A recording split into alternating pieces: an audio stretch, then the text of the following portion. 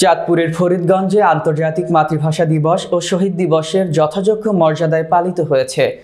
ভাষা শহীদদের স্মরণে বৃহস্পতিবার রাত 12টা 1 মিনিটে কেন্দ্রীয় শহীদ মিনারে প্রথমে শ্রদ্ধা নিবেদন করেন উপজেলা নির্বাহী কর্মকর্তা সুলতানা রাজিয়া ও বিভিন্ন দপ্তরের কর্মকর্তাগণ।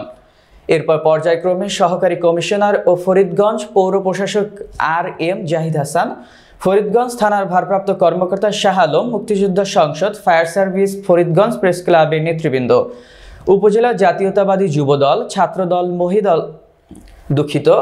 মহিলা দল সহ বিভিন্ন রাজনৈতিক ও সামাজিক সাংস্কৃতিক সংগঠন শ্রদ্ধাঞ্জলি নিবেদন করেন। এরপর 21শে ফেব্রুয়ারি শুক্রবার সকালে উপজেলা প্রশাসনের উদ্যোগে প্রভাত ফেরিতে সরকারি বেসরকারি প্রতিষ্ঠান ছাড়াও বিভিন্ন শিক্ষা প্রতিষ্ঠান অংশগ্রহণ করেন।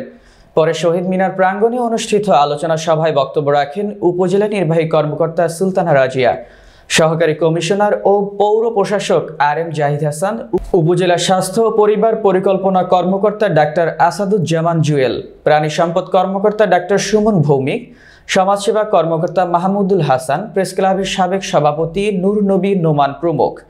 এদিকে শহীদ মিনার প্রাঙ্গণে চলমান 21শে বইমেলা উপলক্ষে শুক্রবার বিকেলে ভাষা দিবস উপলক্ষে বিতর্ক প্রতিযোগিতা ও সাংস্কৃতিক অনুষ্ঠান অনুষ্ঠিত হয়েছে।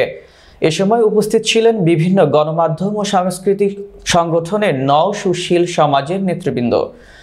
এছাড়া উপজেলার বিভিন্ন শিক্ষা প্রতিষ্ঠানে প্রভাত ফেরি, র্যালি, আলোচনা সভা, চিত্রাঙ্কন প্রতিযোগিতা ও শহীদদের আত্মার মাগফিরাত কামনা করে দোয়া অনুষ্ঠান করা হয়। আজকে ভোরে এই প্রভাত ফেরির আয়োজন